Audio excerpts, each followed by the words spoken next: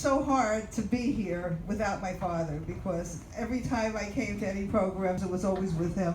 And I was thinking as I walked in, I'm a half hour early. My father always wanted to be early, and when he came with me, he was always barely making it, unfortunately. When I was going through his papers, he had a whole bunch of copies of the AACI bulletin from when he donated the money for the plaque outside. So there's extra copies on the table in the back. So my father was born September 25th, 1920, in Brooklyn. And he was the youngest of 6 children, but later on we learned that there had been 2 or 3 in Russia that had not come over. The older children were born in Russia, and like I said, he was the youngest born in Brooklyn. His father died when he was 3 and a half, and life was not easy for them, but it was not easy for a lot of people, but certainly more so without the father. His mother got sick, and they took my father out of high school to be the one to take care of his mother. So he was going to night school, she died when he was almost 15. He asked his brothers and sisters to help him so he could go back to school during the day, but they had only graduated 8th grade, so they didn't see why he had to go back to school full time.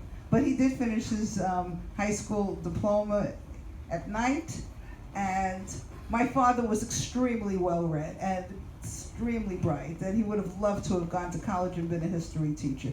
But he certainly inspired in me and my children and his great-grandchildren a love of education and of reading. And whenever I went to him and said, what book should I read? The book was on the shelf. He had fabulous books, great library. He also had a great work ethic. As he said, he started working very young. And my father's attitude was, if you have a job, you're there on time, and you give it 100%.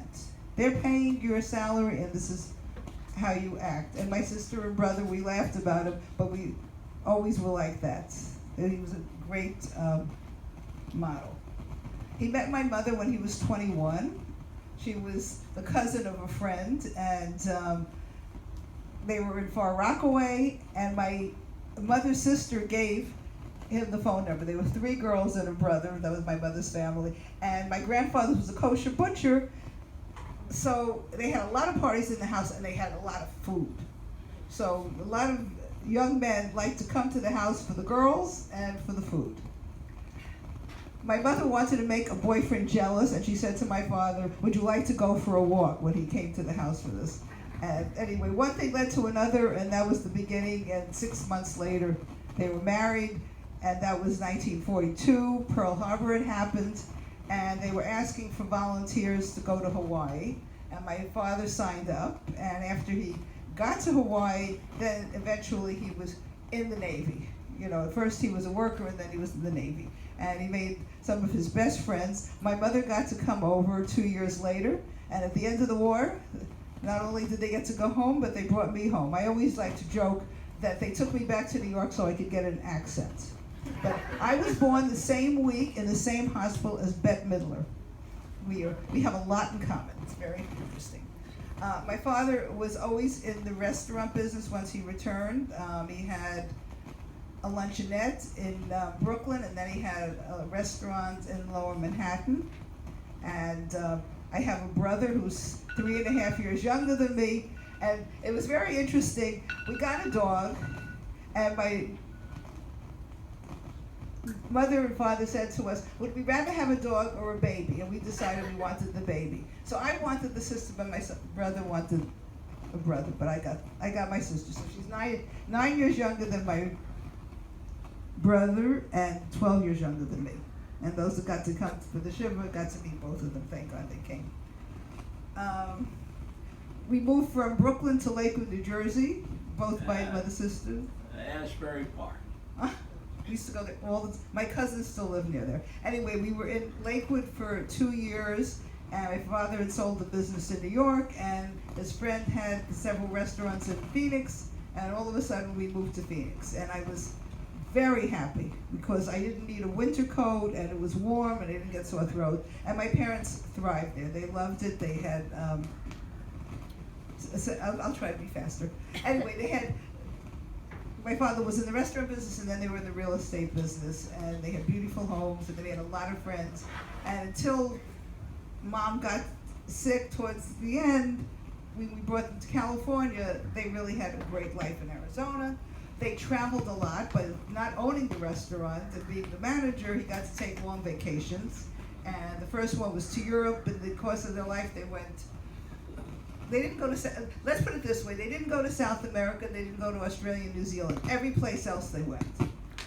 China and Russia and Africa, they did the whole thing. Mom died, unfortunately, 4 months before we made Aliyah. And so none of you got to meet her. She was a dynamo. She was the life of the party, the great joke teller. I always said she could be Bette Midler, and she could be, who were the comedians? Tony Fields and Joan Rivers. But I wouldn't say cleaner either. But she was a great joke teller, and she should have been a stand-up comic. Coming with us making Aliyah, we were always bringing, first we brought Barry's mom, who went till 99 and a half, and we felt my mother would have better care here, but unfortunately she didn't get to come. But Daddy was, as you know, 8 years ago, and up until recently, was in great shape.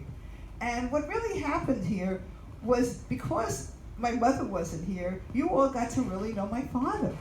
And he really loved coming to AACI and the Jewish war veterans, and he would go to the OU for the history classes. He made a life for himself, and thanks to all of you. You all embraced him, you all loved him, and he loved all of you, and it was really a beautiful life for him. And I'm sure many of you heard him say how often he enjoyed moving to Israel, that it was the best thing that happened to him at this later point in life. And I have to tell you, he was not sick until the very end. You know, the whole thing really, he started to not feel well at the beginning of the summer, and we were taking him for tests, and we went into the hospital, and 6 weeks later, you know, we don't decide anything. God decides when it's time. And like Zev just said, he's buried next to my mother, but there's a big hole in Jerusalem, and there's a big hole in our hearts. And I'm glad you were all his friends, and that he had this wonderful place to come to and enjoy the activity.